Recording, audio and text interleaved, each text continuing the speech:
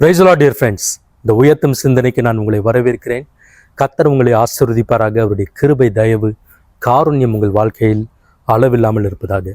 இந்த நாளிலே நாம் பார்க்க போகிற காரியம் என்னவென்றால், சோதனையை கர்த்தர் அனுமதிப்பாரா? நம் வாழ்க்கையில் சோதனையை கர்த்தர் அனுமதிப்பாரா என்பதை தான் நம்ம பார்க்க போகிறோம். மத்தேயு 4வது அதிகாரம் 1வது வசனம் சொல்லுகிறது, அப்பொழுது இயேசு பிசாசினால் சோதிக்கப்படுவதற்கு ஆவியானவராலே வனாந்தரத்திற்கு கொண்டு போகப்பட்டார் என்று எழுதியிருக்கிறது. இதை கேட்கறதுக்கு ஒரு ஷாக்கிங்காக இல்லை? அதை பாருங்க, ஆவியானவர் இயேசுவை வனாந்தரத்திற்கு கொண்டு போனாரா? எதற்காக? பிசாசினாலே சோதிக்கப்படுவதற்கு என்று. நம்முடைய வாழ்க்கையில நிறைய நேரங்களில் சோதனைகள் வருது. இதை கர்த்தர் அனுமதிச்சிருக்கிறாரா அப்படின்னு கூட நம்ம யோசிக்கிறோம். சில நேரங்களில் பாருங்க, சில நேரங்களில் சில காரியங்களில் கர்த்தர் நம்மை சோதிக்கப்படும்படி அனுமதிக்க முடியும், அனுமதிக்க கூடும்.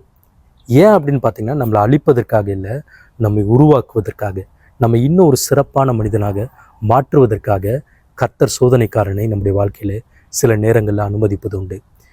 அந்த நேரத்தில் எப்படி கர்த்தர் கர்த்தருடைய வார்த்தையினால் அவர் நிறைந்திருந்து ஜெயித்தாரோ அதே போல் நாமும் ஜெயிக்க வேண்டும். அதுலேயும் குறிப்பாக இன்னொரு தேவனுடைய அன்பு என்னன்னு பார்த்தீங்கன்னா, நம்முடைய திராணிக்கு மேலாக சோதிக்கப்படுவதற்கு அவர் ஒரு நாளும் அனுமதிப்பதில்லை. தேவனுக்கு நல்லா தெரியும் கிறிஸ்து இந்த சோதனையை ஜெயிப்பார் என்று. அந்த ஜெயிக்கக்கூடிய திராணி அவரிடத்தில் இருக்கிறது என்பதை அறிந்திருந்தார். அதே போல தான் பாருங்கள், நம்முடைய வாழ்க்கையிலையும் திராணிக்கு மேலாக அவர் உங்களை சோதிக்க விடுவதில்லை. ஆனால் அந்த சோதனை காலங்கள் நமக்கு வரும்போது நாம் முறுமுறுக்காமல் அதை ஜெயிக்கிறவர்களாக ஜெயமுள்ள வாழ்க்கை வாழ முயற்சிப்போம். நிச்சயமாக கர்த்தர் நமக்கு உதவி செய்வார். ஜெபத்தோடு முடிப்போம். நல்ல பிதாவே, உம்மை ஸ்தோத்திரிக்கிறோம் ஆண்டவரே. திராணிக்கு மேலாக சோதிக்கப்படுவதற்கு ஒரு நாள் எங்களை விடாதவரே. ஆண்டவரே, சோதனைக்கு எங்கள் ஆத்மாவை விலைக்கு தப்புவிக்கிறவரே, உம்மை ஸ்தோத்திரிக்கிறோம்ப்பா.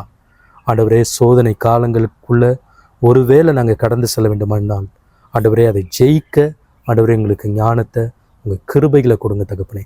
கர்த்தர் தாமே ஆசீர்வதித்து நடத்துங்க. இதை கேட்கிற ஒவ்வொருவரையும் கர்த்தர் ஆசீர்வதித்து தேவைகளை சந்திக்கும்படியாக, தெய்வீக சுகத்தை தரும்படியாக, உங்களுடைய கிருபையை, ஞானத்தை அளவில்லாமல் தரும்படியாக இயேசு கிறிஸ்துவின் நாமத்தில் ஜெபிக்கிறோம் நல்ல பிதாவே. ஆமேன், ஆமேன். God bless you. Thank you.